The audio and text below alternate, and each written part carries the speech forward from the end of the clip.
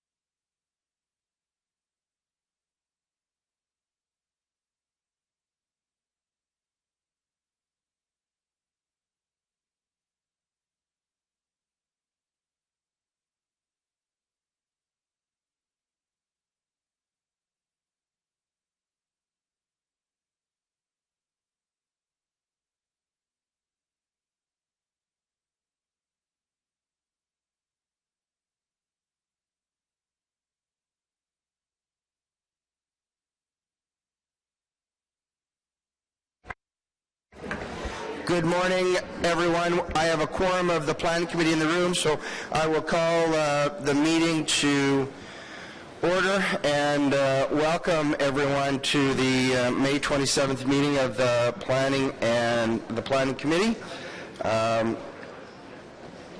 We have a number of items on the agenda today. If you wish to speak to the committee with respect to any of the items that are on today's agenda, if you would fill in a request to speak form located to underneath the large Ottawa sign, you would, and get me the request to speak form, you can, we'll get you on the agenda to speak to the committee.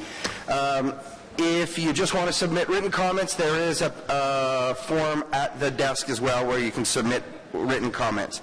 Now, this is a public meeting to consider the proposed official plan and zoning bylaw amendments listed as items 1 and 7 to 10 on today's agenda. For those items listed above, only those who make oral submissions today or written submissions before the amendments are adopted may appeal the matter to the Ontario Municipal Board. In addition, the applicant may appeal the matter to the Ontario Municipal Board if Council does not adopt an amendment within 120 days after receipt of a complete application for zoning and 180 days for an official plan amendment. Une feuille de commentaire est disponible à l'entrée pour toute personne désirante soumettre des commentaires écrits concernant les modifications. So there is a comment sheet at the door for anyone who wishes to submit comments on these items. Okay, so members of committee, I don't have any regrets. Councillor Manette and Councillor Harder are going to be late, but they intend to be here. Are there any, I should say, the agenda is as presented. We do have a motion coming forward. We'll be asked to suspend the rules to consider a motion to deal with hydro wires, and that Councillor Cadre is moving. On behalf of city staff, we've run into a problem with hydro wires and whether we can go under them or over them. I guess that's not right. We can go under them or over them, that's right. And there is quite a bit of, it will delay a project quite significantly and hold up development, so we're going to be asked to consider that at the end of today's agenda. And we're going to be asked to forward that to council tomorrow, because if we don't get the approvals done, Hydro can't design the work, and they won't design it based on our thinking we are going to approve it on the 11th, and time is of the essence to get them going. So we will be asked to, I'll call that at the end after item number 10. So are there any confirmation of minutes? Minutes 74, Tuesday the 13th of May. Is that carried? Carried. Okay. We'll go to the regular agenda items. Did I not do that? I'm sorry, did I not call declarations of interest? Well, maybe I didn't. Okay. Technology is great, but trying to get an agenda on the screen here doesn't always work so good. So are there any declarations of interest? Sorry. Seeing none? What's that? It's not. Yeah, it's always the instrument. Absolutely, it's never. It's never the user's fault. Tim, come on. Damn technology. Okay, we're going to go on to go through a consent agenda and see if we can deal with some items that are before us. Item number 1 is a deferral from 2 weeks ago, the zoning at 12 Sterling, and we have 2 people registered to speak. Ms. Hode, you agree with concerns. I'm assuming you don't want to relay those concerns. Okay. And Mr. Hopner, Mr. Hoban, you're in agreement. And I'm sure that you are going to want to speak to us depending on what Ms. Hode says. I don't know where you are. Oh, is that correct? Off to a good start. Okay. So, we're going to hold item number 1, and we'll come back to it. Item number 2 is an application to alter 60 Blenheim Drive, a property designated under Part 5 of the Ontario Heritage Act and located in the Rockcliffe Park Heritage Conservation District. I have no one registered to speak to the committee with respect to that item. Is there anyone in the audience who wishes to speak to the committee with respect to item number 2? No? Members of committee, is this item carried? Carried. Item number 3 is an application to alter 140 Howick Street, a property designated under Part 5 of the Ontario Heritage Act and located in the Rockcliffe Park Heritage Conservation District. Right. So, and it is located in the Rockcliffe Park Heritage Conservation District. I don't have anyone registered to speak to the committee with respect to item number 3. Is there anyone in the audience who wishes to speak to the committee with respect to item number 3? And members of committee, you have to be aware that we are carrying the Built Heritage Subcommittee recommendation, which amended the staff recommendation to include the retention of the mature tree in the front yard. So, members of committee, is the recommendation of the Built Heritage Committee carried? Carried. Okay. Item number 4 is an application to alter 300 Acacia Avenue, a property designated under Part 5 of the Ontario Heritage Act and located in the Rockcliffe Park Heritage Conservation District. I have no one registered to speak to the committee with respect to this item. Is there anyone in the audience who wishes to speak to the committee with respect to item number 4, an application to alter 300 Acacia Avenue? No. Members of committee, is this item carried? Carried. Item number 5 is the Building Bylaw 2005-303 update. No one has registered to speak to the committee with respect to the Building Bylaw update. Is there anyone in the audience who wishes to speak to the committee with respect to this item? No. Members of the committee, is this item carried? Carried. Okay. Item number 6 is the Site Plan Control Bylaw update. I have no one registered to speak to the committee with respect to this item. Is there anyone in the audience who wishes to speak to the committee with respect to item number 6, Site Plan Control Bylaw update? No. Okay, members of the committee, we have a minor amendment. It's with relates to the draft copy of the bylaw that was attached. There were some small errors in the bylaw that we have to correct. So I have a motion, and it's actually, and maybe Mr. Mizzi, you can help me. It's we need to add some words in section 5.3a, residential use. So the statement would read, the number of dwelling units or rooming units in, I guess it must say a building now, and it must say a residential use building is decreased. Is that correct? Yes, that's correct. Oh, that's correct, Mr. Chair. Perfect. And add a new section 10 entitled liens. Ooh. I guess that we left out liens, did we? This particular section was inadvertently left out when the report was updated to the radar system. Again, technology, Mr. Chair. And this is referring back to the Municipal Act with our ability to be able to charge back for work that's done as a result of a site plan not being fully implemented. Okay. So, Councilor Cotty, will you move that? So, members of committee, is that motion carried? Carried. Is the item carried? Carried. Okay. Item number 7 is the zoning of parts of 370, 404, 410, and 450 Huntmar Drive.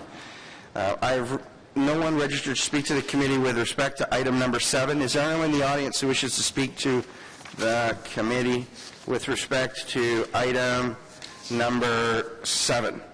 Zoning parts of 370, 404, 410, and 450 Huntmar Drive. Is that carried? Carried. Okay. Item number 8, we're going to hold. So we have speakers to that. Item number 9 is the zoning at 2235 Robertson Road.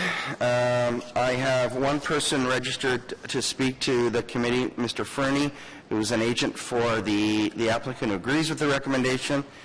Is there anyone else in the audience who wishes to speak to the committee with respect to 2235 Robertson Road? Oh.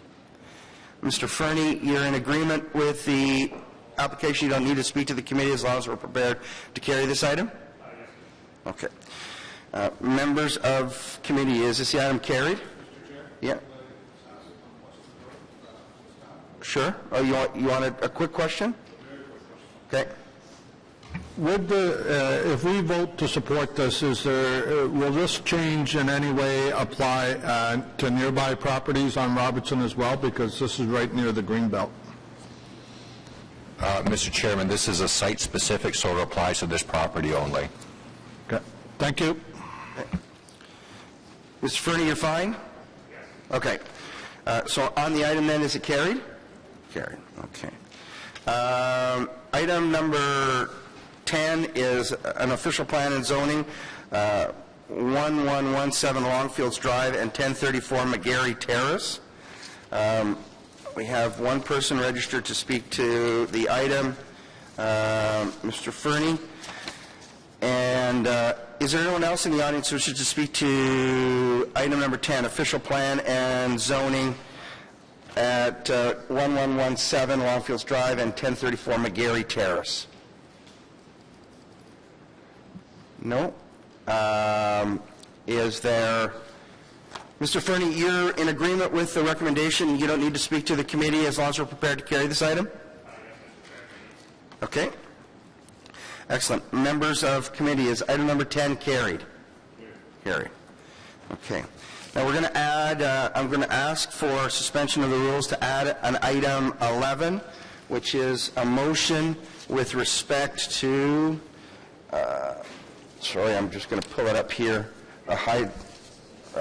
With respect to burial of hydro wires on Founder Avenue. And it's moved by Councillor Cadre. So, we need to suspend the rules to do that. So, can I have a motion from Councillor Blois or Councillor Cadre to suspend the rules? Okay. So, all those in favor of suspension? Carried. Okay. Members of committee, Mr. Wise, Mr. Mizzi, who is going to just quickly explain? Mr. David Wise will provide some comments on this matter and answer any questions. No? Come on, 2 minutes. Just want to make sure that, or quicker is better. Thank you, Mr. Chair. The purpose of this motion is to deal with an issue of significant technical utility modification along Founder Avenue, where an overhead power lines are in significant conflict with the Hydro 1 power lines that are existing. As a result, we require Council's permission to make an exception to the hydro undergrounding policy to allow for these lines to be underground and to be considered to be DC eligible as part of the road budget. And there's no other way to deal with this issue? We have evaluated all other options. Okay. This is the least expensive option. And you need this to go to Council tomorrow in order to have Hydro undertake the work in a timely fashion? That's right. Right. Councillor Cadre. Thank you, Mr. Chair. And if I can make just one more comment to the comments made by Mr. Wise, is in this particular case, we're not looking for any more funding. The funding is already there. All we're looking for is to get exception to the council bylaw for burial underground. Okay. Councillor Wilkinson? I thought I heard you say for DC funding, DC eligible or something when you said, when you said the funding that would be DC eligible? It is DC eligible. Because when I looked into DCs before, burial of hydro lines was not eligible for, because I tried that a few years ago. Has there been a change in the bylaw, in the provincial law? Yeah, I'm aware of the motion that you raised, absolutely. The challenge with this one is Founder Avenue is 100% DC funded as a new arterial. The road construction budget is 100% from development charges, and this would be considered to be, in any other practical case, we would consider this to be a utility modification, which would normally be part of the budget. Because it is an undergrounding is the only solution that really is remaining and is the best and most the best value for the city. What we are asking for is we are asking for sanction from council to be able to underground these lines and to use DC funding in order to do so. This is a very unique circumstance. There is no other case in the city where we have major hydro and transmission towers located in such close proximity one to another, and as such a standard typical scenario would not be a good fit for this location. So yes, we are asking for these funds to be paid for from the DC fund. So if you're saying this is different than when we were doing the extension of Campo Drive, which is also a DC-funded road for the hydro lines there because you didn't have the conflict with the other lines there. Is that the difference? Yeah, that's right. It's the technical issue that's involved is very significant. It does involve utilities. It involves the ability to really deliver efficient and reliable service to the entire development area, and it is a very, very clear technical need that we require in order to make this happen. Okay, thank you.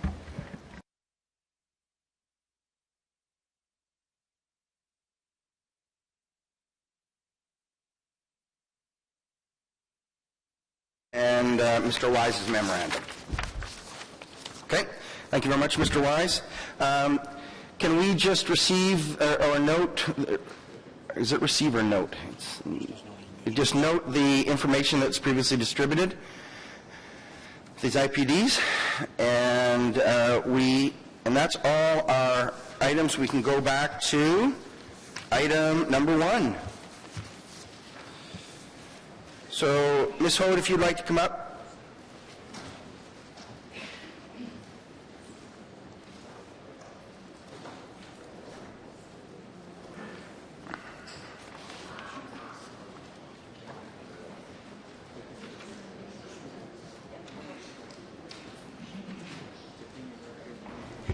Good morning. First of all, I would like to thank Councillor Hobbs, Councillor Chair Hume, and members of the committee for postponing this for 2 weeks to give us the opportunity to have a meeting with the applicant and the neighbours to review the proposal. There seems to have, and I actually also want to thank the applicant who agreed to hold his development during the Scott Street Community Design Plan. It was much appreciated.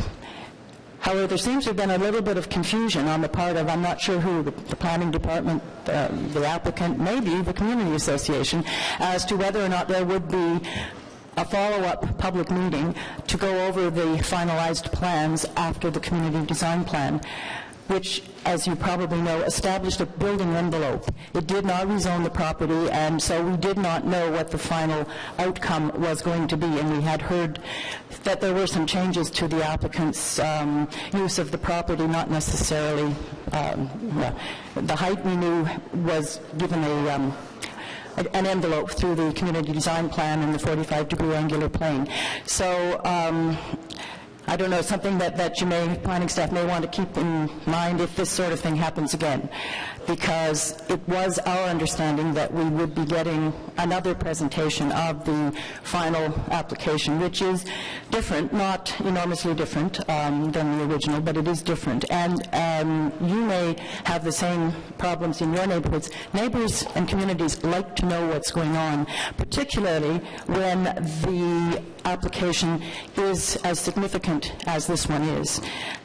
So that's a word of warning. The other item I would like to bring to your attention is the fact that this application is not on DevApps. I believe it was there at one time, but there is nothing there, and I have been checking regularly since I found out that the application was coming to the last committee. I understand from the planner, Ms. Edwards, that there have been some problems with DevApps. I don't know if it's just this application or whether it's all of them. And perhaps we could ask Councillor Tierney if he would maybe make this a priority. It is very important for community groups to have the information that's posted to DevOps. If Yeah, you no, expect us I to hear make, ya. We hear if ya. you expect us to make intelligent contributions to the discussion, we need to have those applications, We hear ya. those Then it background should- papers. Thank you. Yeah, no, we get you on that one. So someone's going to look into it. Absolutely. Make it a And priority, we'll- please. And I will get back to you on what happened with DevOps, because that was, because you're right, we put the stuff up there for very good and valid reasons. And we do read it, you know. I know people read it. Even the geotechnical, I usually skim over it. I don't read all the details, but... And that's the purpose that they're there. And if they're not there and there's a problem, we will correct that problem. But Thank you. Councilor Post, did you have a question on that? I was just agreeing with her. Yeah. So we will check on that. Thank you. So, okay. Thank you very much, Ms. Hode. Is there any questions for Ms. Hode other than thank you very much. Mr. Hopner, Mr. Hoban? No, you don't need to, you're happy if we could continue on? Okay. Okay, thank you very much. Those are all of the speakers for this item. Members of committee on this item, is it carried? Carried. Perfect. Okay. Item number 8.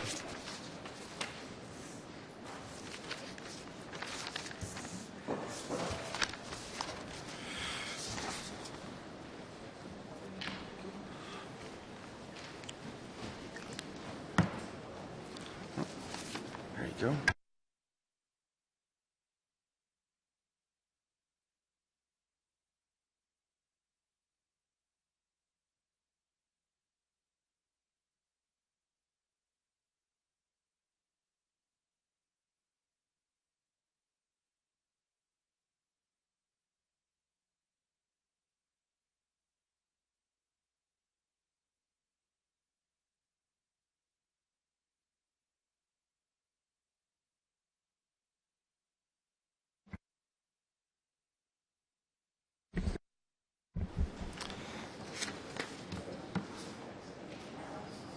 You're on. Good morning, Mr. Chair, committee members. The application before you is an application to rezone the property at 1131 Tarrant Road. The property is located at the southwest corner of March Road and Tarrant Road on the edge of the Beaverbrook community. The property is comprised of 2 lots, a small rectangular portion down in the southeast corner is currently occupied by a former single-family dwelling now used as a commercial office, and a larger triangular parcel wedged between March Road and Tarrant Road. 2 hydroelectric overhead lines run along the north edge of the property, parallel to March Road. Surrounding land uses include office and commercial development in the Canada North Business Park. To the east, southeast area is an existing multifamily residential development referred to as a Bethune condominium. And to the west, on the west side of Tarrant Road, is again a similar townhouse development along Varley Lane and Jackson Court. The property is bordered by March Road to the east, which is a major arterial road. This road has been identified for a future bus rapid transit route and a transit station at the corner of March Road and Tarrant Road. Tarrant Road to the west of the property is a major collector. The photos illustrate looking north up at Tarrant Road towards the, as I mentioned, the existing single-family dwelling occupying the smaller portion. And again, a similar shot looking towards the single-family dwelling. As well, this photo illustrates the existing vegetation surrounding the property, consisting of a mix of mature deciduous and an existing cedar hedge to the east of the property. The application before you is the proposal to develop the property for a planned unit development containing approximately 120 units. The development would consist of 2 buildings. On the larger parcel would consist of a multi-rise apartment building transitioning in height from 3 stories up to 9. On the smaller portion, it is proposed that there would be a low-rise 3-story apartment building. This is a proposed conceptual landscaping plan. Of course, this application would still have to go through site plan approval. This is just dealing with the zoning application today. The proposed, again, development, this illustrates the location of the mid-rise building set on a kind of angular plane adjacent to Taron Road, and then the 3-story low-rise development here adjacent to the existing 2-story townhomes.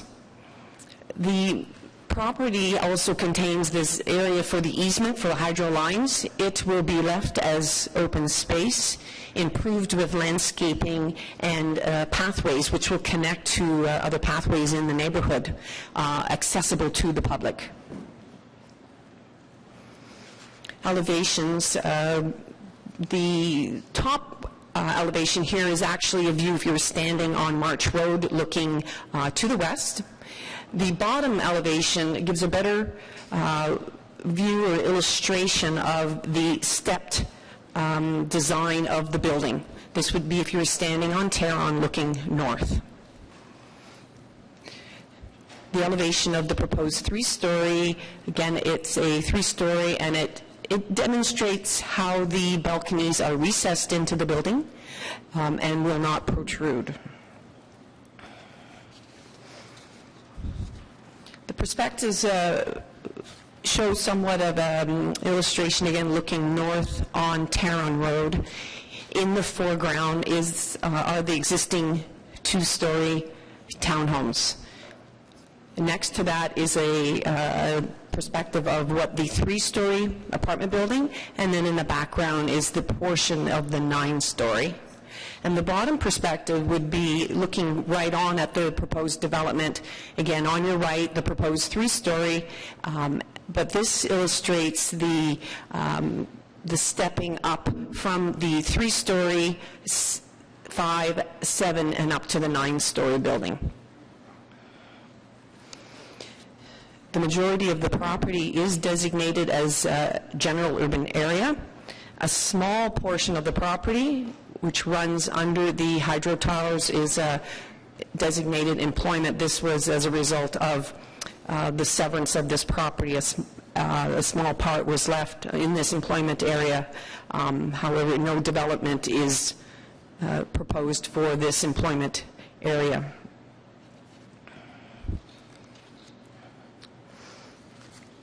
Policies in our official plan reference, I should indicate that the application was deemed complete prior to the adoption of Official Plan Amendment 150. In light of this, this proposal was evaluated in light of our existing official plan. Policies support intensification in general urban area. They specifically encourage intensification to be targeted to our targeted areas, such as town centers and main streets. It also speaks to intensification is encouraged within 600 meters of a future rapid transit station. Policies also reference where high-rise buildings may be considered within 600 meters of a rapid transit station, and it indicates they are acceptable providing they're not within the interior of an established residential community. This property is located on the periphery of the Beaverbrook community. Key concepts of the official plan as well talk about intensification focusing on urban design and compatibility. Compatible development means that it's not necessarily the same or similar. However, it must coexist and work with the community that it's being developed against without any adverse impact. The proposed development is distinctive from the adjacent townhomes in the adjacent business park area. However, it is in keeping with current zoning of the existing high-rise apartment buildings and mid-rise apartment buildings currently located on Tarrant Road and the Parkway. As well, when evaluating proposals such as this, it's important to address all the compatibility criteria, and it was felt all the criteria were met, including things such as the vehicular access to the property is acceptable. The adjacent road, as shown through a transportation impact study, showed it is adequate to support this development. However, subject to the installation of an eastbound left turn lane, which will be the responsibility of the developer to construct. We must also look to ensure there's ample on-site parking, which there will be. All balconies, proposed balconies and terraces must respect adjacent outside amenity areas, and again, this was closely looked at, and they have been strategically placed to avoid any impact on adjacent neighbors. And finally, an important one is to look at the sun shadowing, and there is no shadow impact with this proposal.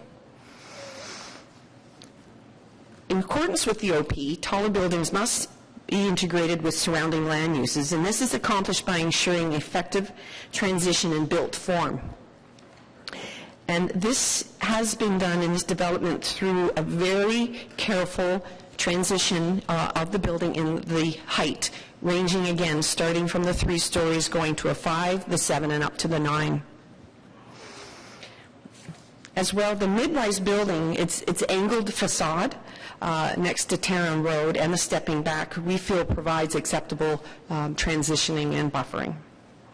The height of the 3-story building, we feel is very similar in massing and size, and there's not much difference in height between the adjacent townhomes and the proposed 3-story apartment building.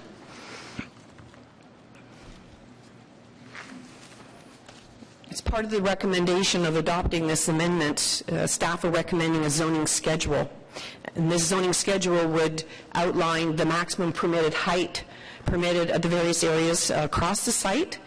Colors have been added to this schedule to demonstrate, for example, the various heights. So, for example, the blue is the 3-story maximum height, yellow 5, orange 7, and the red would be the only area where the 9-story building could be permitted.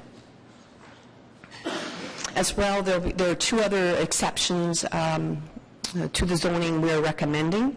One is to reduce the corner side yard, the lot line adjacent to Tarrant Road is considered as a corner lot line, and it requires, under the current bylaw, a setback of 4.5.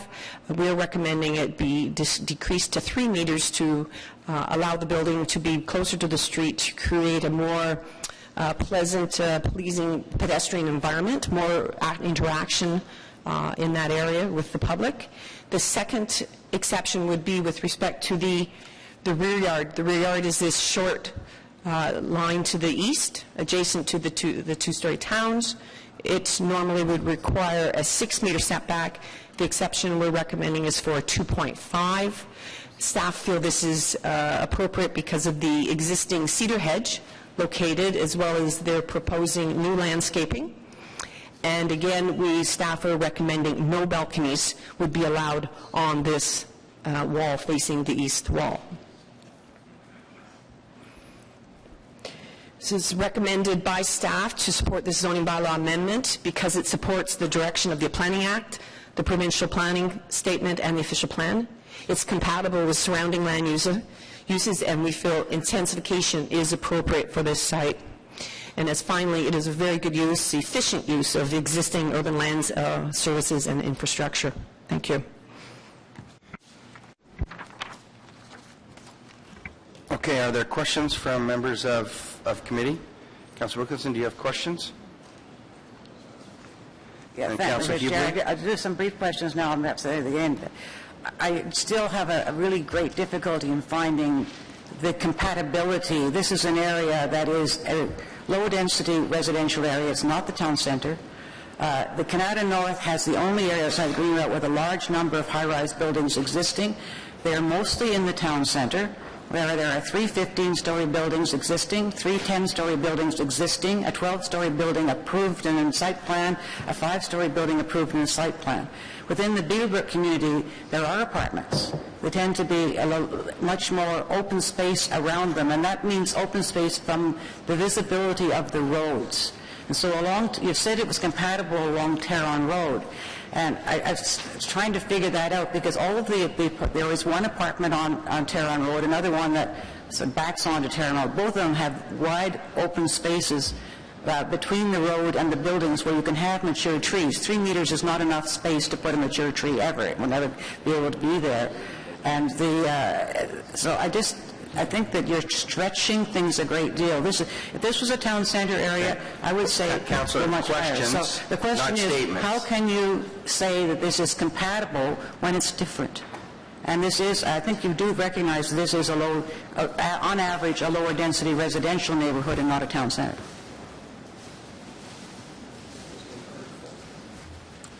Councilor Wilkinson, I appreciate your comments very much. One of the things that we consider when we're looking at areas of understanding whether something is a transitional area, whether something is on an edge of a neighborhood, is we look at the official plan designations as well too, and we look at clearly. And in this case, we have a case where we have the general urban areas abutting directly with the employment area, and at the same time, we also look and we note that it is also at the intersection of a major collector and also a major arterial as well too. So those pieces of information advise us that this is on the periphery of that established community. Certainly your comment with respect to Beaverbrook being characterized by low-rise residential development, we cannot dispute that. And certainly the policy also, I believe it's policy 15 in the official plan, also notes that in areas of low-rise developments within an established community, that would certainly be the case. However, in this case here, we have a site that appears to be located within an area of interface between the urban area and also the employment area, and it also is located at the junction of 2 major arterial roads. As such, in combination with the policy regarding transit stations, intensification that we're looking for to achieve our BRT objectives, we feel that this would be an appropriate location for a mid-rise building, and not necessarily a high-rise in this case. So you are aware this property is a part of the Beaverbrook community as it's always been defined, though. It may be at the edge of it, but it's part of the community. Because we've had a line that was put in originally in the zoning in Canada that showed each community, and this was as part of that community. It has been for probably 30 or 40 years. Yes, we are aware of that. However, again, I note that it is on the periphery of that community, Councillor Wilkinson, and I also note that it is, again, at the junction of a major collector and also a major arterial. Now, the city is also right now just completing a study on what the zoning for high-rise should be in all of Canada. And that was done because of concerns about height densities. This piece wasn't looked at that because it was already under consideration. But it's very interesting that under the official plan, they're now coming forward with recommendations along March Road on the same transit corridor at the corner of Klondike, 4 stories, where it is next to the business park, maybe up to 6 stories. And that all the higher ones, up to 30 stories, should be in the town center, which is appropriate as far as the community is concerned. Was any of that taken into consideration, since there's now been a very detailed study showing about how high height should be along that corridor and along other corridors within Canada? I appreciate that, Councillor Wilkinson. One of the things that we do have to base this upon is the date of the application. And this application was submitted prior to the adoption of Official Plan Amendment 150. As such, we do need to evaluate this application on the basis of the initial policies from the previous official plan. And that official plan did not provide a height requirements along that way. In fact, that official plan actually designates in areas where a transit station is going to go in within 600 meters, it promotes intensification and promotes high-rise intensification in that case. I believe the applicant was originally, and I believe the applicant may be speaking to this as well too, but they initially came in with a proposal for between 10 and 15 stories for this particular site. We felt that that was maybe not the most appropriate, so we have reached an agreement with them as per this report to bring them down to a medium-rise position. So we feel that, again, under that official plan, that this has to be evaluated against. This is reasonable. Now the building line, I understand, is directly on the edge of the hydro corridor line. You need to realize this is not just a little hydro line. This is a very high-voltage tower line of Hydro 1, and next to that is another high-voltage tower line for Hydro Ottawa. So these are very high-intensity ones. There's such that the people in the playground next to it find that the swing sets will actually vibrate because of the power there. It has quite an impact. Does this official plan, and I couldn't find it, so I don't know if it's there or not, have anything that says that where you have major hydro corridors, what the setback from that should be for buildings?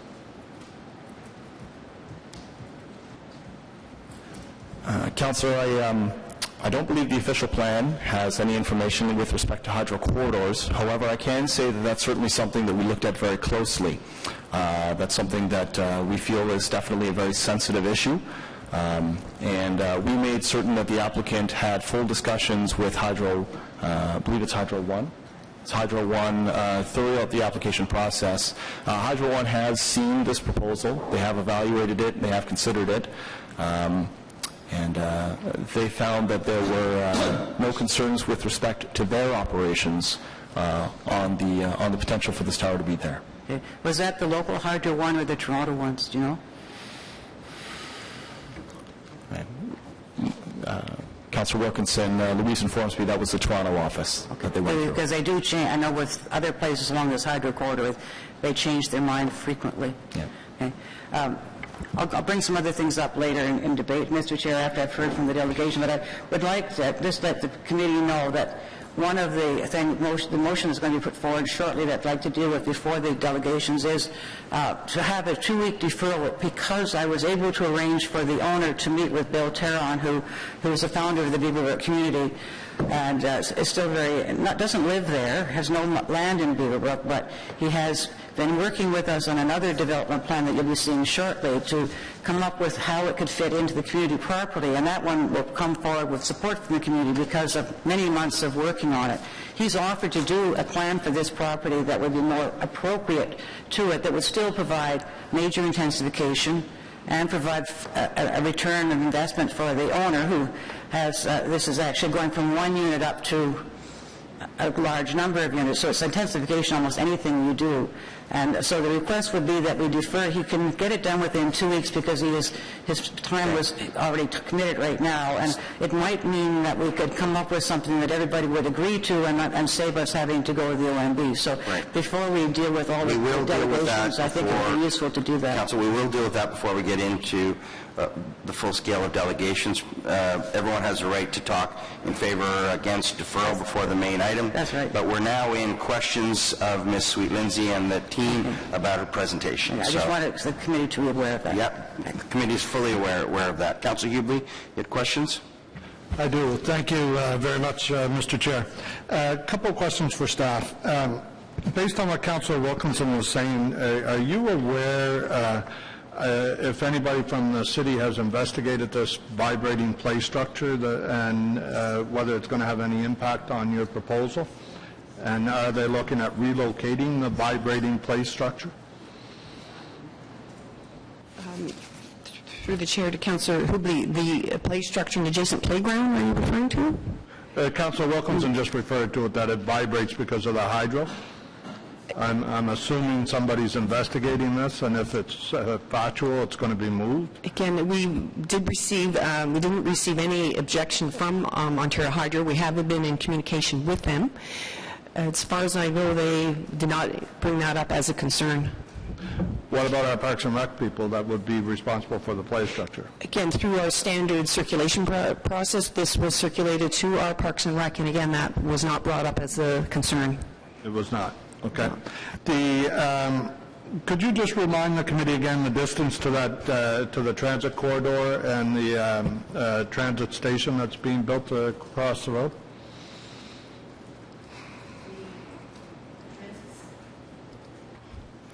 The transit station, I'll just go back. The transit station is proposed within the bus transit rapid route is going to be 2 lanes inside the 4 lanes of March Road. So the transit station would be in the middle here at the intersection of Tarrant Road and March Road, a distance of approximately 80 meters to the transit station. We can't get much closer to a transit station than this proposal, then? Correct. Now, I realize you may not have been there at the time, but is there any notes when we voted, the previous council, voted to put the transit corridor down there? Was there any exemptions made for this area that we would not have the rules applied to the transit corridor? That we have to accept height in the transit corridor? I'm not aware of any exceptions. The OP policies apply to this site as well as any other site along a future rapid transit route. And just one last question on that. Do you know when that was passed? What year that was passed in the transit corridor rule? Well, the proposal is in our current transportation master plan, and I believe it was last year as well, an environmental assessment was passed for this future route. Okay, thank you. Mr. Chair, I'll be moving a motion to defer on behalf of Councillor Wilkinson. Do you want me to read it now or wait till later? Are there any other questions from members of the committee? So if you want to introduce it now, go for it. Thank you, Mr. Chair.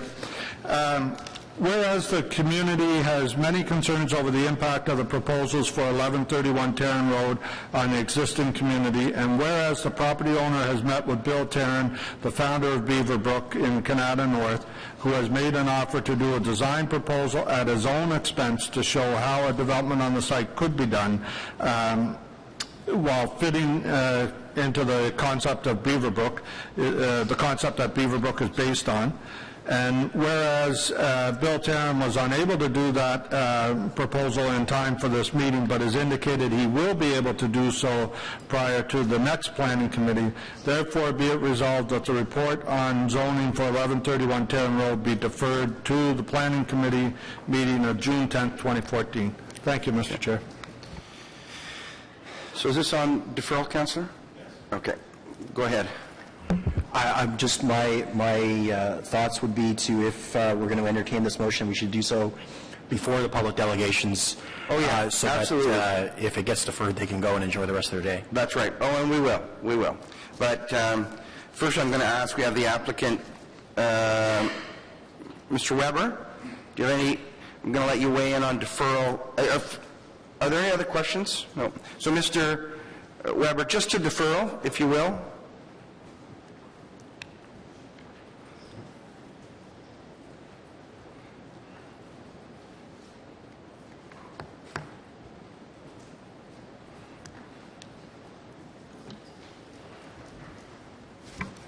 Thank you, Mr. Chairman, members of the committee. My client is opposed to a further deferral. He has been in the process now for over 2 years. He has been through many iterations with the staff. He has abided by all of the rules. He was summoned to a meeting Sunday at 4 o'clock, at which this idea was presented that Mr. Tarrant would do something. Now, Mr. Tarrant, for all his many attributes, as far as I know, isn't an architect. He certainly had some role in the foundation of Canada, but frankly, whether it can be done to provide a good return to the owner is not a question for this committee. That's not land use planning. And fitting into the Garden City concept isn't land use planning. There is an official plan in force. There are provincial policy statements. We would like to be assessed on those. We just see this as a further two-week delay from which no good can come. If Mr. Tiron had a role to inject in this, he's had over 2 years to do it. This is not fair to Mr. Bottrill at this stage. Okay, I think that's fairly clear. Councillor Blais? Your question? So are you saying that the first Mr. Tiron was made aware of this project was on Sunday afternoon at 4 o'clock? The first we met with him was Sunday afternoon at 4 o'clock. Okay. You'll have to ask Councillor Wilkinson Fair when enough. Mr. No, Tiron was fair aware enough. of it. Okay. And when you say summoned, you mean you were invited, or police came and took you to a meeting? We were asked to meet with the ward councillor and Mr. Tiron. Mr. Bottrill made time to do that from his own time on Sunday afternoon. Fair enough. Thank you. And, okay, so no other questions for, do you have a question, Councillor? Yeah, it wasn't, I made the request, and just to let you know, and I told Mr. Bottrill this at the time, that it was only when Bill Tiron saw the actual staff report and realized how polarized people were that would almost inevitably lead to going to the OMB, and he doesn't like to see things go to the OMB, that he made this offer. And I didn't have Mr. Bottrill's phone number at the time. I contacted staff to get that and gave him a call and asked him if he would be prepared at least to listen to him, which he agreed to and did so. So it was that's why the timing was at this point, not because of anything he could have done before. And it also relates to another project in Beaverbrook we're doing now where he has been very helpful, so it obviously looked like it might be something to resolve an OMB hearing, which I think all of us would like to see. So I think you're aware that the purpose of this is not to take away development, but to create it so that it's acceptable and will not lead to an OMB hearing. I believe Mr. Bottrill was made aware of that on Sunday.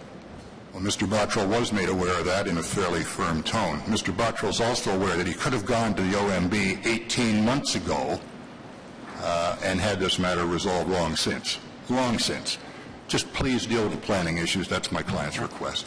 Just a question on that, then. The 18 months ago was on his original proposal, which staff did not approve of. So I suspect that's why he didn't go to the OMB at the time. Is that right? No, he decided to work with staff to come up with a proposal that would be agreeable to the city. He played by the rules of the game. Okay.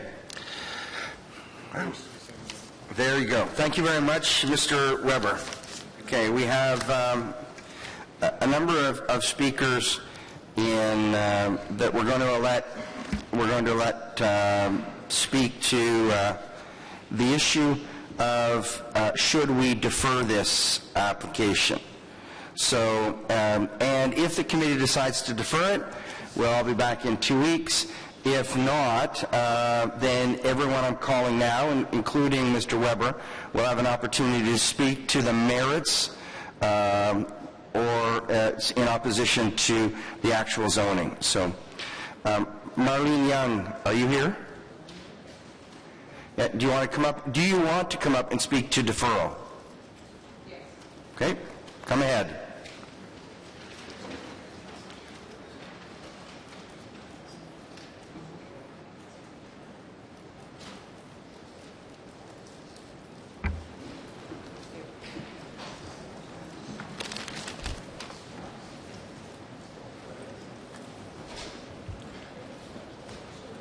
Good morning. My name is Marlene Young, and I live at 44 Bethune Court, which puts me directly behind the low-rise.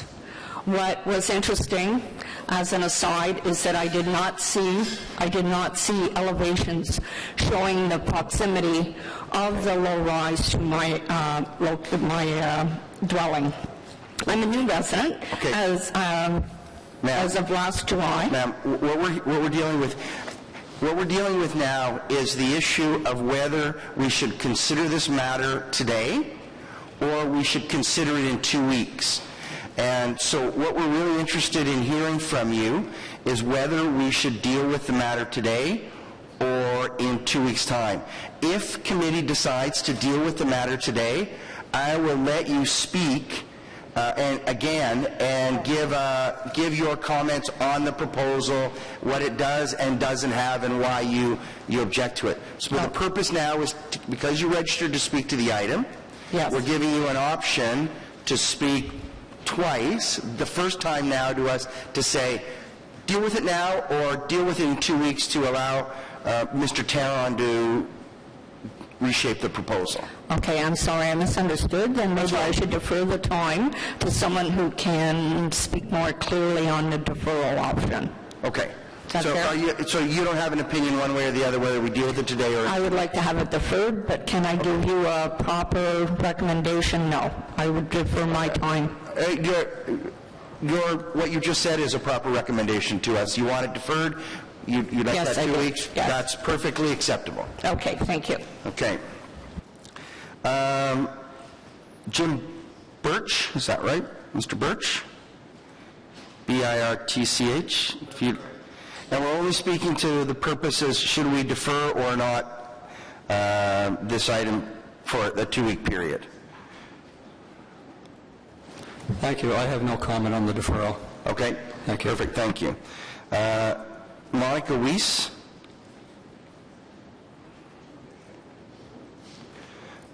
Now, this issue is whether we defer or not. Do you want to speak to the committee with respect to that? I agree. Okay, that's good. Thank you. Mr. Young, Bill Young? Yeah, I support the deferral. Okay. Alan Coldham? Yes, I fully support Mary Ann Wilkinson's recommendations to defer. Okay. Mr. Thompson, Neil Thompson? I support this in the interest of trying to avoid Okay. Yeah, thank you. Myhill? I support deferral again. If we can settle this without going to the OMB, I think that's worth a 2-week wait. Okay. Gary Seeley? I support the deferral in the interest of avoiding the OMB. Okay. Mr. Malak, are you here? I support the deferral, but I'd like to point out one thing that's part of the deferral. The very first part of the planning staff said planning something like planning the future together. I'd like to remove that word together because there was no together before. And I'm hoping that this deferral will allow the together to play a role in the redesign. Okay. And the main part for the deferral is to try to get a correction to the fact that this is part of the internal part of Beaverbrook and not Okay. something that should be treated as a periphery. The developed part needs to be revisited as a major flaw in the planning committee. Okay. The deferral should enable reviewing that. Perfect. Thank you very much. Those are all the speakers that I have registered on deferral. Councillor, do you want to speak to deferral? Oh, Councillor Hobbs? Thanks, Mr. Chair. I'm just wanting to find out if at the meeting on Sunday there was some idea as to this deferral might actually lead to the OMB being avoided, because I don't know if I respect the members that are here today from Canada, and they are looking for deferral as a way of avoiding the OMB. I don't know if they were at the meeting with you on Sunday, or what the understanding might be of a resolution here. May I respond to that? Because I was at the meeting. It was just the three of us that were there. So who was at the meeting, Councillor? Myself, Phil Bottrill, and Bill Taron were at the meeting on Sunday. One of the things that Bill raised was the fact he raised and asked for the ability to do this because he could see it going to the OMB. He actually stated that. He stated to the meeting before when he said he'd like to be able to help with it, because we are doing a similar thing on, you may not see it, but there's an internal apartment building in there where a proposal came in for a high-rise that we've been working in that way with them and have brought something now that the community can support, which means that it wouldn't end up going to the OMB. So and I don't know if we will reach that objective or not, but it's worth trying.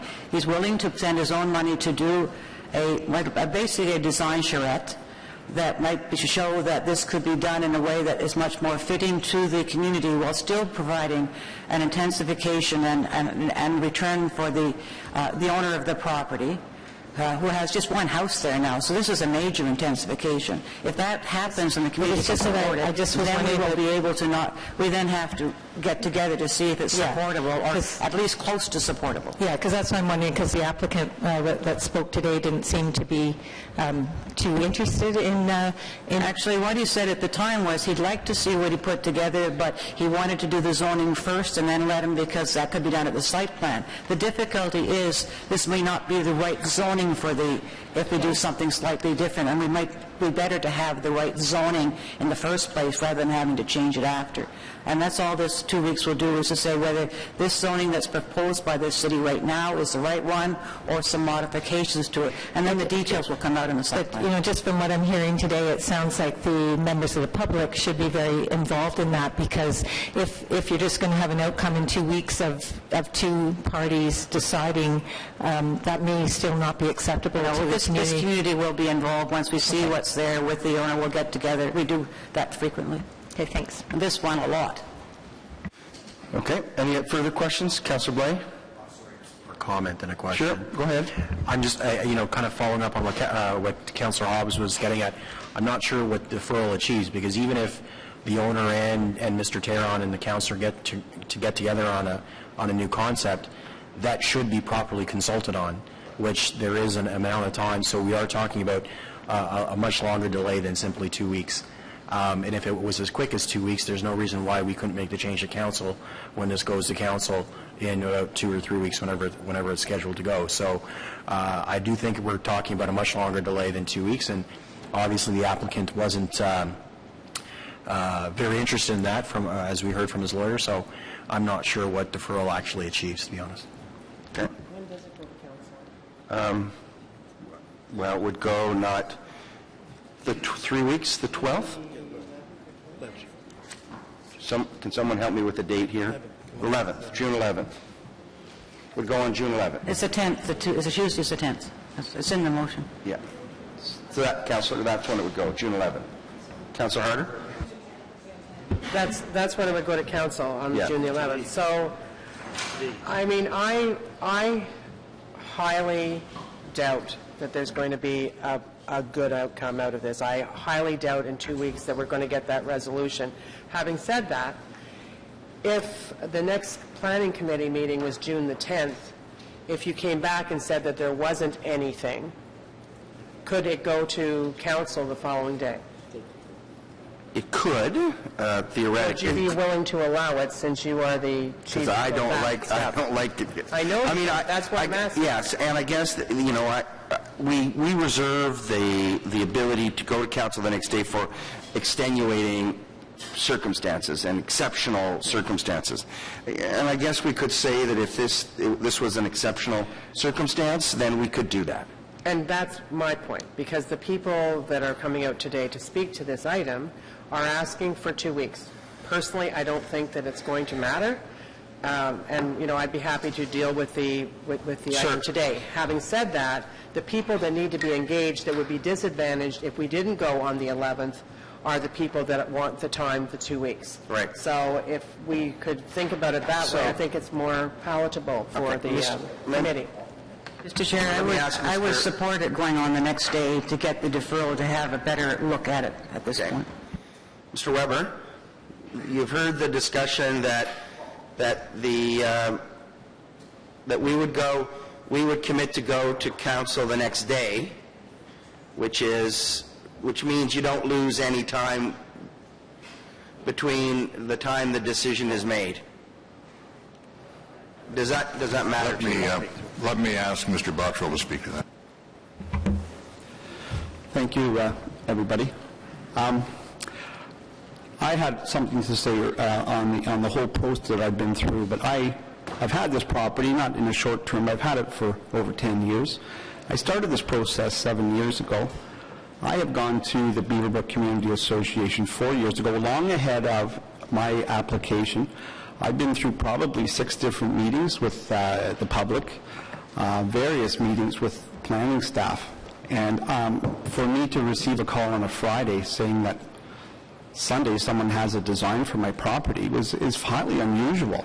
I respect Mr. Terron, I respect Mary Ann, and I went and we had a good discussion, but there wasn't anything presented to me. All I was told is if I wait, I might get something I like, and I don't know how that helps me. I've gone through this process extensively. It's not a cheap process. It's a very stressful process, I'll tell you that right now, and I've done everything I can, I feel, up to this stage. What I did say to Bill and to Marianne was, I would love to hear what he has to say. I'm a long, long way from putting any kind of shovel in the ground. Okay. I have a site plan to go through, and I would love to incorporate, and I've said this all along, I want to make this a very energy-efficient building. I know Bill is very, very big in the energy efficiency field. I want to incorporate the Beaver Book. They had certain restrictions for color and types of finishing materials. I wanted to incorporate those. I'm absolutely willing to hear what he has to say. But I can't see any advantage to me or to this process that we stop now for 2 weeks. I think it's highly unusual, that's all. I just would like to say that. Thank you. It is highly unusual, but we're giving you the option, we're giving everyone an option to hear what Mr. Tarrant has to say, and with the added benefit that you don't lose any time in the approvals process, because if we're going to do this, we're going to send you to council the next day with whatever recommendation planning. So I have professional architects who've been doing this all along. Can you imagine a project that comes along and then all of a sudden somebody who not doesn't live in the area, but somebody that somebody knows through a councillor decides that he can design a project better than the people and the planners that we have?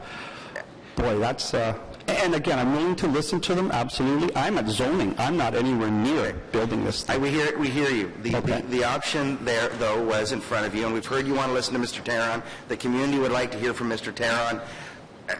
Mr. Tarrant has trying to make something work. Yeah, Mr. Tarrant's been at many of the public meetings, and at that point, there was never anything presented to me. So, Mr. Weber? That's all. I may be a little cynical at my age. I suppose I've suffered too much over the years. Welcome to the club. I can see which way the tide is running on this, and that's fine. I appreciate the possibility of going to council the next day.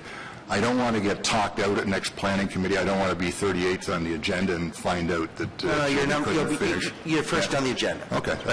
It's all we can do. I understand how the tide is running in this, but it is a waste of time, in my cynical opinion, and it does a disservice to Mr. Bottrell. But all that said, he's invested 2 years in cooperating with the city. An interim 2 weeks that doesn't represent a loss of time is just something more that has to be borne. So I will allow you at the next committee to if deferral carries, which I sense that with your reluctant acceptance it might, to tell me I told you so. I'll grant you that to try and generate some goodwill. You will be first on the agenda, and we will send you to council the next day. You will not be talked out of the next meeting. So, councillor, you understand? Chair, I said that I was supporting going the next day in order to get giving you some latitude. It is not to be trifled with, I guess. No more excuses. We deal with it on the 10th. It's peremptory. Right. And whatever comes of okay. Councillor Hubley, thank you. Mr. Weber? And Councillor Blows. I think Thank you, Mr. Chair. The question I'd like to have, and I'm happy to move the motion on Councillor Wilkinson's behalf, one of the things I'd like to see clarified if we do the deferral is the question that keeps coming up about the transit corridor. What was the councillor maybe can add some comments to this for the next meeting? I think we need to get our professional staff to provide, what's the status of the corridor, and we can do that by memorandum. Is that all right? Yeah, absolutely. But what I'm not getting here, Mr. Chair, and it's not the first time this has come up, is that the community supported the transit corridor going in there with the understanding that there's a 600-meter buffer, that height has to be allowed in that buffer. And yet we keep seeing cases like this where the councillor is saying that conflicts with the community. So I'd like to know, because as the public has said, we have to follow the rules that are here before us. That's what's outlined in the staff report, is the various things, such as the corridor policy. Mr. Chair, I'll speak to him about it between meetings. Where that conflict comes from. So what we'll do is we'll make sure that Mr. Moser's noted down the discussion, and we'll work with Councillor Wilkinson to get her understanding of the issue, and we'll get a memorandum to members of council. Perfect. Committee. Thank you. Okay. And I think, Chair, you have to add that environmental assessments do not deal with zoning. Okay. So that there's a difference. Councillor, don't turn a win into something else. Councillor Blois. I was about to say that, Mr. Chair. Great minds think alike, Councillor. You actually captured the notion or the sense of what I was going to say and ask you. Sir, you've been a very patient man, and I think what we're getting from you is sort of a reluctant acceptance that, what's another 2 weeks? No, we're not getting that? Okay. I have professionals who have worked on this. I have put heart and soul into this, and now, because I was invited to a meeting Sunday to be told, and there was a lot of things told to me, and a lot of threats told to me about my property, I had to listen to that, and then to be here... Can I just maybe jump in for 1 sec? Because I think you're going to dig yourself in here. No, I'm not. I'm just saying that for that to be the reason why we're deferring this, I don't understand that. Only you can address that as the professionals here, but So I don't understand it. I was going to give you credit because I think you have been a very patient man in terms of dealing with the city and the community, and you know, maybe what's another 2 weeks? And I know you might say that's 2 weeks too long. But what's going to come of it? But I think the chair is basically putting an ultimatum there. I'm cynical too, and I think to be called in on a Sunday night late in this process of being thrown a Hail Mary is not the way to do planning. And I think your legal counsel has made some very valid comments about what's before us and what we should be dealing with, as opposed to dealing with Hail Marys on a Sunday night. Having said that, I'm looking for some sort of, and I know you say you're not in agreement. You know what? I will respect your whatever decision you make on it. I'm fine with that, okay? I do. I totally respect it, and if that's what has to happen, that's what has to happen. I think Mr. Weber offered us some sage advice here, or some sage comments earlier on, and on the position. Has that changed, Mr. Weber? No. So, okay. So Councillor, put my glasses on. Councillor Hubley has moved deferral for 2 weeks to be the first item on the June 10th agenda, and going to council on June 11th. Is that carried? Carried. Okay. Thank you very much. Let's go back to the item. Are there any notices of motion? Are there any inquiries? Is there any other business? Okay, we are adjourned to the 10th of June.